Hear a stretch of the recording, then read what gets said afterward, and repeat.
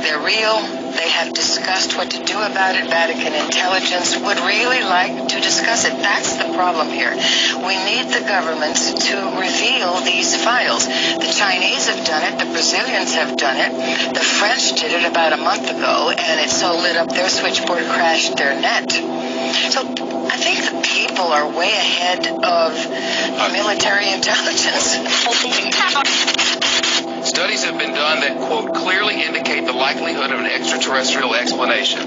But there are people sitting out there, I'm hoping there are millions of people watching at the moment, who are saying, this is nutty. Why do we even talk about such a thing? What is since they're not attacking us and they've been seen for years, what's the fear? What's the government's fear? That's an interesting question. I've been working with Paul Hellyer. He's the ex-minister of Defense Canada under Trudeau. He is upset because the Americans are planning the weaponization of space as though they are enemies. Really? Yes, and it is very troubling to him. It came out of a project called Project Paperclip, in which, and this is what Eisenhower warned us against, the sustention of the military-industrial complex. In order to extend the power and the funding of the military-industrial complex, you have to be afraid of things. Number one was communism. If that petered out. Number two is terrorism. That's here for a while. Number three is asteroids. And number four is extraterrestrials. So there might be a built-in reasoning here to have induced fear just to keep military-industrial complexes going. I'm going to tell you why the United States government is afraid for you to find out what the truth is regarding UFOs. Some Chinese residents are on edge this morning after another apparent UFO sighting. It's the second one in 2 weeks. The first sighting was on July 7th, and an airport had to be shut down. All right, that's a UFO if I've ever seen one. Yeah, can you identify it? That's undeniable. The airport had to be shut down after people apparently saw twinkling lights above the airport terminal. 17 flights had to be diverted. The latest sighting happened just 2 days ago, and people say they saw 4 lantern-like objects forming a diamond shape in the air, hovering in the sky for over an hour. 1953, at least 10 more crash discs were recovered, along with 26 dead and 4 live aliens. One of the 4 live aliens died within hours of being removed from the craft. The others died approximately 3 or 4 days later. Of the 10, 4 were found in Arizona, 2 in Texas, 1 in New Mexico, 1 in Louisiana, 1 in Montana, and 1 in South Africa. There were hundreds of sightings. Why were so many craft crashing? Because the government was scared. And when they found out that the radar was downing the craft, they started aiming the radar at the craft with lock-on radar and pumped the juice through. And they brought as many down as they could. 50% of all Americans believe the extraterrestrial explanation accounts for these sightings. Up to as many as 90% of Americans believe the government is outright lying. The polls are unambiguous. Year after year, the same thing. In fact, if you could talk anonymously to people, even in Congress, probably 50% of members of Congress already convinced that the extraterrestrial presence explains this phenomena. Disclosure is at hand. It is very close, and the American people need to prepare themselves very soon for an announcement from our government that there is, in fact, an extraterrestrial presence engaging this planet and the human race. Why did it stop over one of the most treasured sites in Christianity? There's a new video this morning that some say may be proof we're not alone in the universe. A UFO in the form of a bright light is seen descending over the dome of the rocky Jerusalem. The video is said to be taken over the weekend. Then suddenly the light shoots up into the sky. You see it. Another video from a different angle appears to show the light doing the same thing.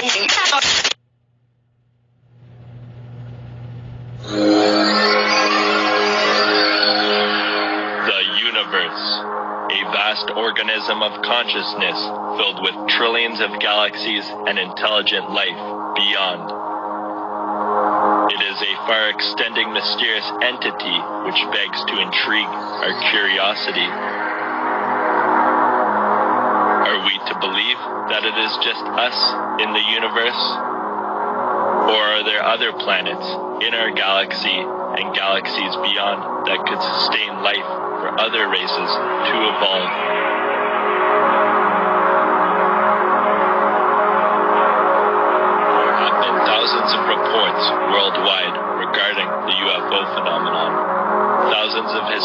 documents claiming an extraterrestrial presence in the ancient world.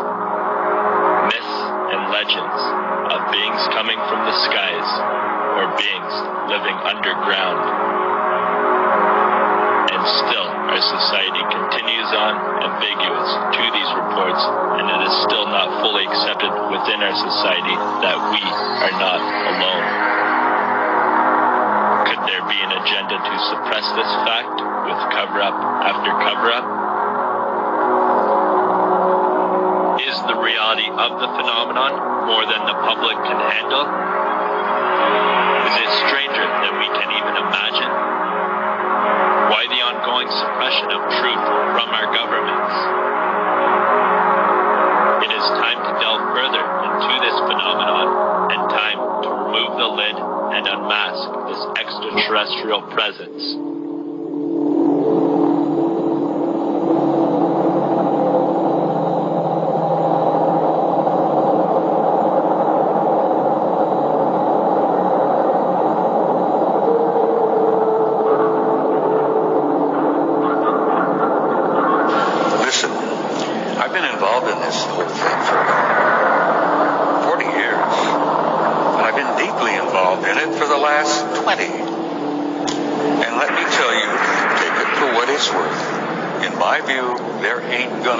Disclosure. Not like they expect. They expect the government to someday have a news conference and stand up and say, hey, we got a little surprise for you. Guess what? We've been keeping it from you. We're sorry about that, but it was for your own good, you know. You guys weren't ready for this. You probably couldn't handle it. But now we're going to tell you, oh yes, aliens are here. They've been here for quite a while. Oh, they're all over the place. Well, they are indeed all over the damn place. But you're not going to get a government disclosure because that's not how government works. First of all, they're a bunch of nitwits in some cases. They're not capable of giving you a disclosure and doing it in a sensible, thoughtful, caring way. For a lot of reasons. One of the reasons is that they don't want to admit to you they've been lying to you for over 60 years. And then the other thing is that they are really a little bit uncertain and frightened themselves because the true scope of their awareness and what they know still has them in a state of shock. Because they can't come out and tell you what.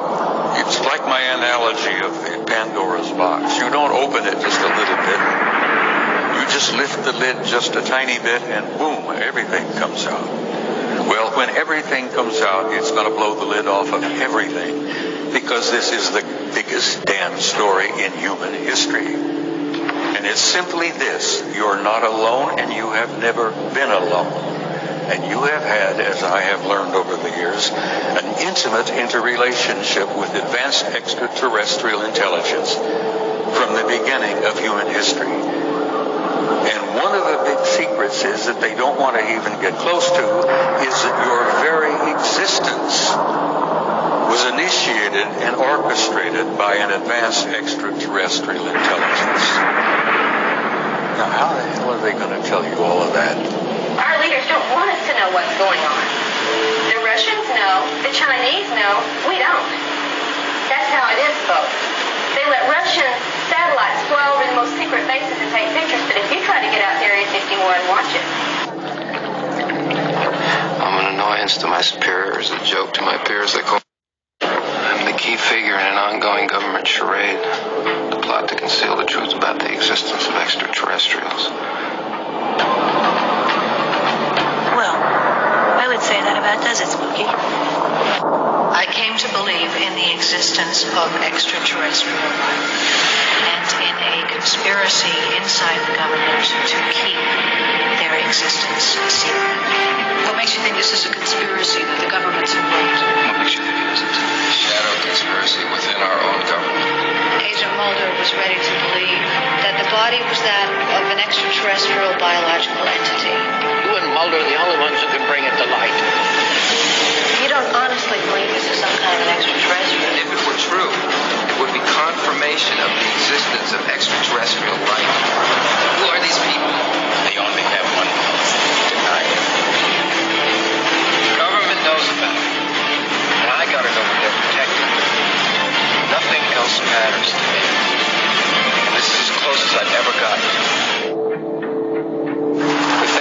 anticipate the unforeseen or expect the unexpected in a universe of infinite possibilities, we may find ourselves at the mercy of anyone or anything that cannot be programmed, categorized, or easily referenced. Now, who are they protecting? And even with our limited resources here in the individual private sector that has been trying to deal with this for all these years, we do know a little bit. We know that since 1947 at least, a power structure within the military intelligence inner sanctum has appropriated the UFO phenomenon, has made it its own sphere, and politics below that level has nothing to do with it. I don't think the president knows any more than you and I do, probably less, no matter who the president is at any given time. And this power structure has attempted to manage the relevant information for its own purposes. First, it wanted to control this information until it could manage it. But that never happened. That's how they said it never happened. We'll just control it until we understand it and have a handle on it. So tell the folks it never happened. But later, they found out they couldn't get the handle. They couldn't manage it. But here they were having it covered up and having lied and carried out illegal activities to keep it covered up. So what can you do then when you realize you can't get a handle on it? Well, if it can't be managed, you just simply continue to deny and debunk. And the attitude has been, we can't stop the UFO sightings. Okay. But we can ridicule and frighten the witnesses of these events into silence.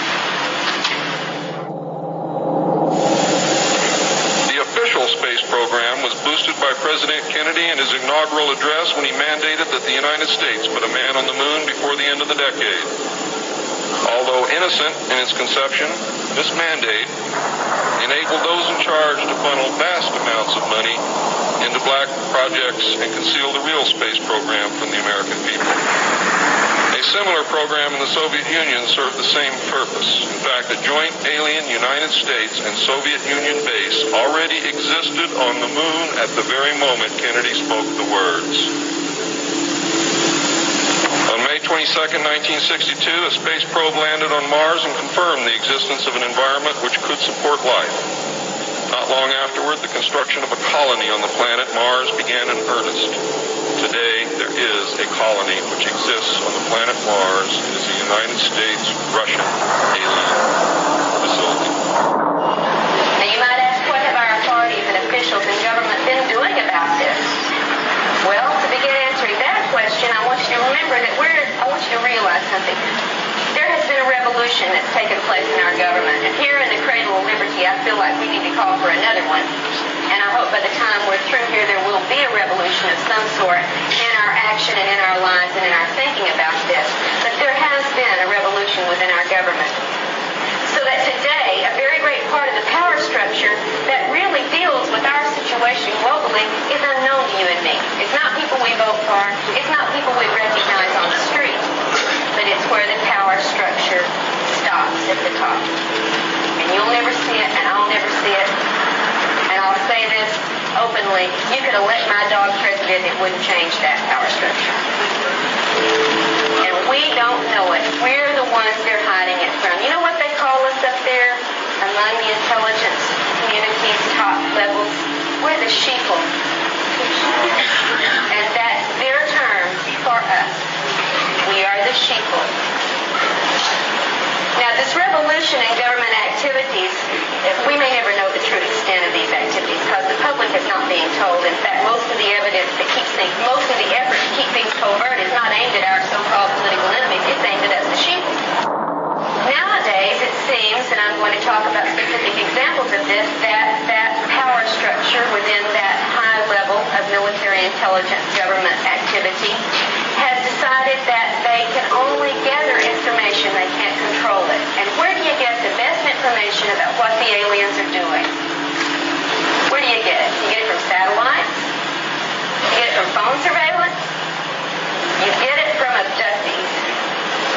The first-hand account from the people who are facing it one-on-one, and now we have evidence, and I mean really hard evidence, that this power structure's agents are not only doing surveillance on abductees, they are also abducting abductees, interrogating abductees, using drugs and other mind control techniques upon abductees, trying to ask these questions.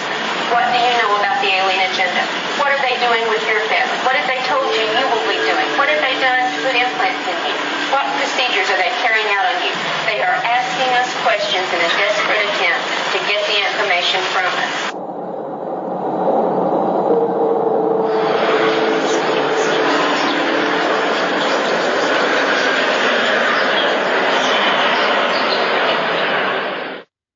The UFO phenomenon is truly a phenomenon of our times. It is an extremely puzzling one and calls forth a wide spectrum of opinions. No matter what one may think about UFOs, no matter what one may believe about them, whether it is all nonsense or whether they represent something very, very real, three facts stand out, three facts which no one can deny. The first is that UFO reports exist. Secondly, that UFO reports come from all over the world. And the third is that many are made by highly responsible people, often scientifically trained. We scientists have no positive proof yet of the origin or even of the reality of these strange reported craft, but we do know the reports themselves are very real. To find the answer to this magnificent scientific puzzle, the UFO phenomenon, we need to approach it with a truly open mind so we can explore all possible avenues of explanation. There are 6 distinct categories of sightings. Close encounters of the first kind refers to a mere sighting of an unidentified flying object. Close encounters of the second kind includes both the sighting of a UFO as well as tangible proof of the craft having been there, such as marks on the ground, the scorching of grass, or the interference of electrical circuits. Close encounters of the third kind is the direct confrontation with a space being or entity sometimes called a humanoid.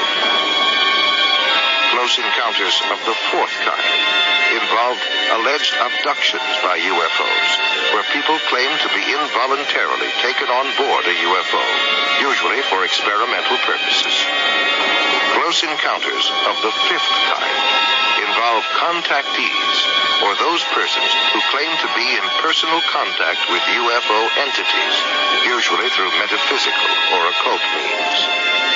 Close encounters of the sixth kind include injuries or deaths resulting from a UFO close encounter. The Odd Encounter is one of hundreds of once classified UFO sightings released last month by the British government. It's the sort of disclosure UFO investigators are demanding from the U.S. government. How would people react? Well, it would be kind of good. It's about time. Former astronaut Edgar Mitchell is the sixth man to walk on the moon and a firm believer that aliens have visited our planet repeatedly. So I had to ask, why are they coming in these little glancing visits and we haven't had a more meaningful dialogue or contact or attempt to communicate with these people? Well, I think we have. Really? I think we have, but it is not common knowledge. Mitchell told me after he returned to the moon, he was briefed at the Pentagon by a high-ranking officer, whose name he would not reveal, who said the U.S. government does have evidence of alien spacecraft and is keeping it a secret. Well, I think the real reason it's still a secret is power and control. Controlling whatever technology exists. I thought it was Akkadian, but it's not. It's Sumerian. I'm sure of it. This is widely considered by my peers to be the holy grail of dead languages. But we haven't deciphered the entire lexicon.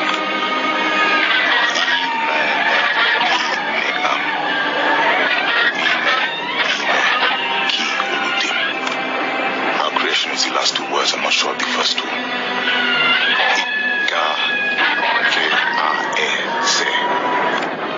Examine is the first word.